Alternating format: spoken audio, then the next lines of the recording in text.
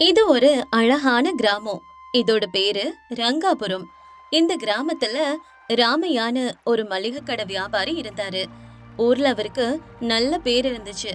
அவர் வியாபாரத்தை லாபத்துக்காக மட்டுமே செய்யாம மக்களுக்கு உதவணுங்கிற நோக்கத்துல பண்ணிட்டு வந்தாரு. குறைந்த லாபம் வச்சுட்டு தரமான பொருட்களை வித்து வந்தாரு. அதே கிராமத்துல சுப்பையா, வெங்கட்ராவ்னு விவசாயிகள் இருந்தாங்க. ஊரே ராமையா கிட்ட தான் பொருட்கள் வாங்குவாங்க. ஒரு நாள் வெளியூர்ல இருந்து புஜங்கம்ங்கிற வியாபாரி ஊருக்கு வரான். இவன் பணக்காரன், ஆனா பணத்தாசை பிடிச்சவன். இந்த கிராமத்து மக்களை ஏமாத்தணும்னு நினைக்கிறவன். டேய் சத்தி, பாத்தியா இந்த ஊர் எவ்வளவு அமைதியா இருக்குது.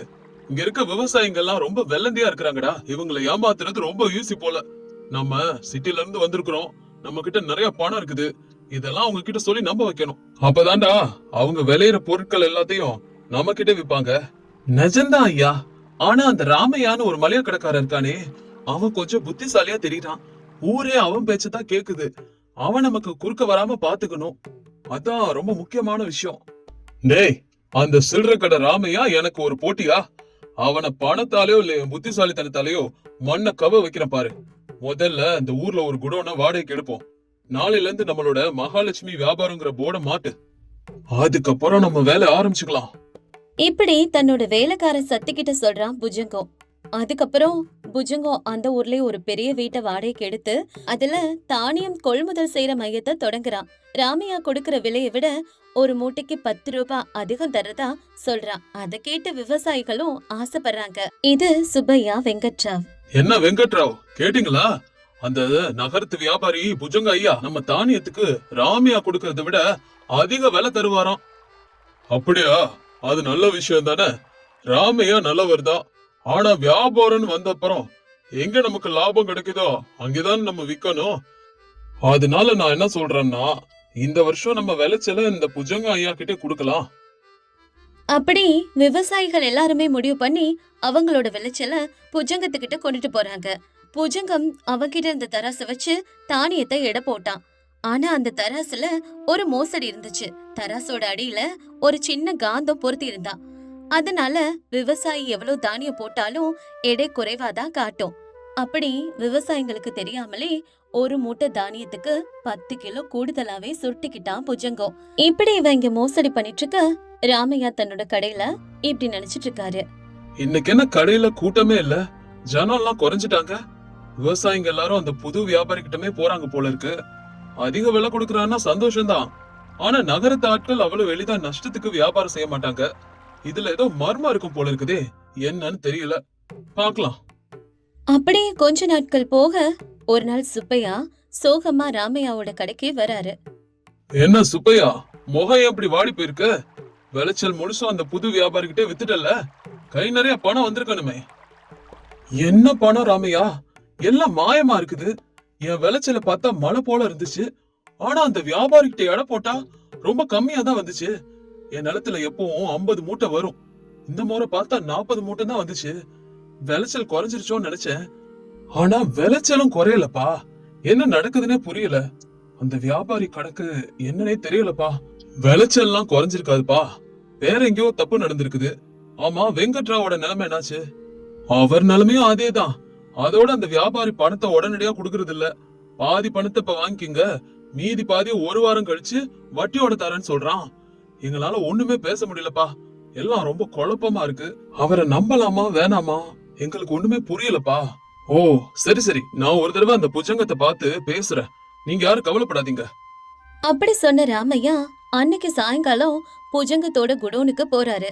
அங்க புஜங்கம் கம்பீரமா நாற்காலியில உட்கார்ந்திருந்தான். வாங்க வாங்க ராமையா, என்ன இங்க வந்திருக்கீங்க? உங்க மளிகை கடையில வியாபாரம் குறைஞ்சிருச்சா? அதனால என்கிட்ட எதுவும் வேலைக்கு வந்தீங்களா? இங்க பாருங்க புஜங்கம், வியாபாரம்னா லாபம் நஷ்டம் சகஜம்தான். நான் வந்தது எனக்காக இல்ல. எங்க ஊரு விவசாயிகள்லாம் ரொம்ப வெள்ளந்தியானவங்க. அவங்களுக்கு நியாயமா வர வேண்டிய பணத்தை அவங்களுக்கு கொடுத்தா நல்லது. இடையில ஏதோ வித்தியாசம் இருக்கிறதா ஊர்ல பேசிக்கிறாங்க. ஏய் ராமையா, என் நேர்மையே சந்தேகப்பறியா? என் தராசு மேல ஒரு ஈய வச்சா கூட எடைய காட்டும் தெரியுமா? உன்னை போல கிராமத்து ஆளுக்கு வியாபாரத்தை பத்தி என்ன தெரியும்? இப்படி எல்லாம் பேசினா பஞ்சாயத்தை கூட்டிடுவேன், ஜாக்கிரதை. ஏன் கோபப்படுறீங்க புச்சங்கம்? நீங்க நாணயமானவர்னா நாளை காலையில பஞ்சாயத்து கூட்டுவோம். அங்கே எல்லாரும் முன்னாடியும் உங்களோட தராசையும் எடை கற்களையும் சோதிப்போம். நீங்க ஜெயிச்சிட்டா என் மளிகை கடையவே உங்களுக்கு நான் எழுதி தரேன். ஒருவேளை நீங்க தோத்தா நீங்க விவசாய கிட்ட திருநதெல்லாம் திருப்பி தரணும். சம்மதமா? இப்ப புஜங்கம் மனசுக்குள்ளே இப்படி நினைக்கிறான். இவன் எனக்கே சவால் விடுறானா? என் தராசுல இருக்கிற காந்தம் யாருக்கும் தெரியாது. அது ரொம்ப ரொம்ப ரகசியமா பொருத்தி இருக்கேன். இவனால எப்படியும் நிரூபிக்க முடியாது. இவன் கடையும் எனக்கு சொந்தமாயிடும். பார்க்கலாம். சரி, பந்தயத்துக்கு நான் ரெடி. நாளை காலையில ஊர் மந்தையில சந்திக்கிறோம். உன் தோல்விக்கு நீ ரெடியாரு. அடுத்த நாள் காலையில ஊர் மந்தையில மக்கள் எல்லாரும் கூடுனாங்க. பஞ்சாயத்து தலைவர் ரங்கநாதமும் மற்ற பெரியவர்களும் உட்கார்ந்திருந்தாங்க. புஜங்கம் தன்னோட தராசு இடைக்கற்களோட அங்க வர்றான். ராமையாவும் வந்திருந்தாரு. அப்ப இங்க பஞ்சாயத்து தொடங்குது. ராமையா, நீ புஜங்கம் இடையில மோசடி செய்யறதா புகார் கொடுத்திருக்கிற. அதுக்கு உன்கிட்ட ஏதாவது ஆதாரம் இருக்குதா? ஆதாரத்தை நான் இப்பவே உங்க முன்னாடியே இங்கே நிரூபிச்சு காட்டுறேன் தலைவரே. புஜங்கம், உங்க தராசு இங்க எல்லாரும் முன்னாடி வைங்க. இதோ எல்லாரும் பாருங்க. இதான் என்னோட தராசு. இது என்னோட எடை கற்கள். வேணும்னா யாராவது வந்து எடை போட்டு பார்த்து சொல்லுங்க. புஜங்கம் அப்படி சொன்னதும் ஒரு விவசாயி வந்து 1 கிலோ எடைக்கல்ல ஒரு பக்கமும் 1 கிலோ சக்கரை பாக்கெட்ட மறுபக்கமும் வைக்கிறாரு. எடை சரியா இருக்குது. பாத்தீங்களா, என் தராசுல எந்த குறையுமே இல்ல. ராமையா தேவையில்லாம என் மேல பழி போட்டுட்டு இருக்காரு. அவசரப்படாதீங்க புஜங்கம், எடை சரியா இருக்கிறது மாதிரி தான் இருக்கு. ஆனா நம்ம ஒரு சின்ன சோதனை பண்ணலாம். வியாபாரம்னா விக்கிறது மட்டும் இல்ல, வாங்குறதும் இருக்குதானே? அப்படின்னா இப்ப என்ன செய்ய சொல்றீங்க? இப்ப நாம ஒரு ஒப்பந்தம் பண்ணிக்குவோம். உங்ககிட்ட ரொம்ப தரமான அரிசி இருக்குதுல, நான் உங்ககிட்ட இருந்து ஒரு அரிசி மூட்டையை வாங்கிக்கிறேன். அதே போல என்கிட்ட சுத்தமான வெல்லம் இருக்குது, அதை நீங்க என்கிட்ட இருந்து வாங்கிக்கணும். ஆனா ஒரு நிபந்தனை. என்ன நிபந்தனை? நீங்க விற்கிறப்ப உங்க தராசைய பயன்படுத்துங்க. ஆனா நான் உங்களுக்கு விற்கும் போது கூட உங்க தராசைய பயன்படுத்துவேன். ஆனா தராசு தட்டுகளை மட்டும் மாத்திக்குவோம். அதாவது நீங்க பொருள் போடுற பக்கம் கற்களை போடுங்க, கற்களை போடுற பக்கம் பொருளை போடுங்க. எப்படியும் 2 தட்டுகளும் சமமான இடையில தானே இருக்கும். அதனால உங்களுக்கு எப்படியும் நஷ்டம் வரப்போறது இல்லல்ல. அது எப்படி முடியும்? எப்பவும் இடது பக்கம் பொருளும் வலது பக்கம் கற்களையும் போடுறதுன்னு வழக்கம்.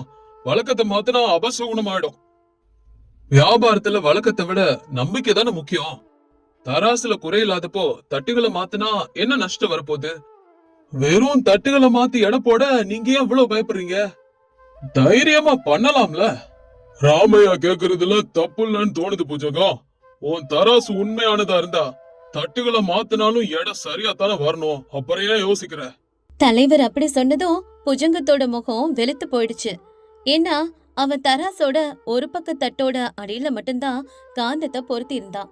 பொருள் போடும் பக்கம் அந்த காந்தம் இருக்கிறதுனால இரும்பு இடைக்கற்கள் வரும்போது தட்டு கீழே இழுக்கப்படும். அதனால குறைஞ்ச பொருள் போட்டாலும் எடை சரியா இருக்கிறது மாதிரி காட்டும். இப்ப தட்டுகளை மாத்தினா கற்கள் போடுற பக்கம் எடை அதிகரிச்சு அதிகமா பொருள் கொடுக்கணும். இல்லைன்னா ராமையாவுக்கு விக்கிறப்ப அதிக லாபம் கிடைச்சிரும். அது இந்த தராசு அப்படிப்பட்டது இல்ல. இதுக்குன்னு ஒரு முறை இருக்குது. அட, முறைய விடுங்க தலைவரே. நீங்க ஒரு தடவை அந்த தராசு தட்டுக்களை கழட்டி பாருங்க, அப்பதான் உங்களுக்கு தெரியும். அப்படி சொன்னதும் தலைவர் ரங்கநாதம் போய் அந்த தராசு தட்டுக்களை கழட்டி பாக்குறாரு. ஒரு தட்டோட அடியில சின்னதா கருப்பு நிறத்துல ஏதோ ஒட்டிட்டு இருக்கு. இது என்ன புஜங்கம்? தட்டோட அடியில காந்தத்தை பொருத்தி இருக்கிற. அதனாலதான் ராமையா தட்டுகளை மாத்த சொன்னதும் இவ்வளவு பதட்டப்பட்டியா? ஐயோ, மோசடி, துரோகம். இவ்வளவு நாள் நம்மள இப்படித்தான் ஏமாத்தி இருக்கிறானா? நம்மளோட விளைச்சல் எல்லாம் இப்படித்தான் எடை போட்டு திருடி இருக்கான் போல. ச்சே. ஆமாங்க ஐயா, எனக்கு கூட விளைச்சல் 50 மூட்டை வர வேண்டியது 40 மூட்டை தான் வந்துச்சு. 10 மூட்டை இந்த காந்தத்துலதான் காணாம போயிருக்கு போல. பாத்தீங்களா விவசாயிகளே, நகரத்துல இருந்து வந்திருக்கிறான், அதிக விலை கொடுக்கறான்னு ஆசைப்பட்டீங்கல்ல. ஆனா அவன் கொடுக்கற அதிக விலை அவன் செய்யற எடை மோசடிக்கு முன்னாடி ரொம்பவும் குறைவு. வியாபாரத்துல நமக்கு தெரிஞ்சவங்க, நம்பிக்கையானவங்க தான் முக்கியமே தவிர ஆசை காட்டுறவங்க இல்ல. என்ன மன்னிச்சிடுங்க, ஏதோ பேராசையால நான் அப்படி பண்ணிட்டேன். இனிமே எப்பவும் நான் அப்படி செய்ய மாட்டேன். செஞ்ச தவறுக்கு தண்டனை அனுபவிச்சுதான் ஆகணும். நீ விவசாயிங்க கிட்ட கூடுதலா வாங்கின தானியம் எல்லாத்தையும் திருப்பி கொடுக்கணும். அதோட கிராம வளர்ச்சிக்கு 50,000 ரூபாய் அபராதம் கட்டணும். இல்லைன்னா போலீஸ் கிட்ட புகார் கொடுத்துருவோம். ஐயோ வேண்டாம் தலைவரே, என் மானமே போயிரும். நீங்க சொன்னபடியே செய்யறேன். விவசாயிகளோட நஷ்டத்தை ஈடு கட்டுற, அபராதமும் கட்டிடுறேன். என்ன தயவு செஞ்சு விட்டுருங்க. நான் அந்த ஊரை விட்டு போயிடுறேன். இனிமே எப்பவுமே நான் அந்த மாதிரி ஒரு தப்பு பண்ணவே மாட்டேன் தலைவரே. புஜங்கம் தன்னோட தப்ப ஒத்துக்கிட்டு நஷ்ட ஈடு கொடுத்துட்டு ஊரை விட்டே போயிடுறான். கிராம மக்கள் எல்லாரும் ராமையாவோட புத்திசாலித்தனத்தை பாராட்டுறாங்க. ராமையா, எங்களை மன்னிச்சிடுங்க. அதிக விலைக்கு ஆசைப்பட்டு உங்க நாணயத்தை நாங்க விட்டுட்டோம். இனிமே நாங்க வாங்கினாலும் வித்தாலும் அது உங்ககிட்ட மட்டும்தான். பரவாயில்ல வெங்கட்ராவ், மனுஷன்னா ஆசை இருக்கிறது சகஜம் தானே. ஆனா அந்த ஆசை நம்ம கண்ணை மறைச்சிடக்கூடாது. பேராசை எப்பவுமே ஆபத்துல தான் முடியும். நம்ம கஷ்டப்பட்டு விளைவிச்ச பயிருக்கு நியாயமான விலை கிடைக்கணுமே தவிர இந்த மாதிரி கவர்ச்சிகளுக்கு அடிமையாக கூடாது. சரியா சொன்ன ராமையா, நீ எங்க ஊர்ல இருக்கிறது எங்களோட அதிர்ஷ்டம் தான். உன்னை நினைச்சா எங்களுக்கு ரொம்ப பெருமையா இருக்குப்பா. அன்னையில இருந்து அந்த கிராமத்து விவசாயிகள் யாரும் ஏமாத்துற வியாபாரிகளோட வலையில விழல. ராமையாவும் தன்னோட வியாபாரத்தை நாணயமா தொடர்ந்து செஞ்சு எல்லாருடைய அன்பையும் பெற்று மகிழ்ச்சியா வாழ்ந்தாரு. புஜங்கமும் அந்த ஊர்ல நடந்த சம்பவத்தினால பாடம் கத்துக்கிட்டு இன்னொரு ஊர்ல போய் நேர்மையா வியாபாரம் செஞ்சு வாழ தொடங்கினான்.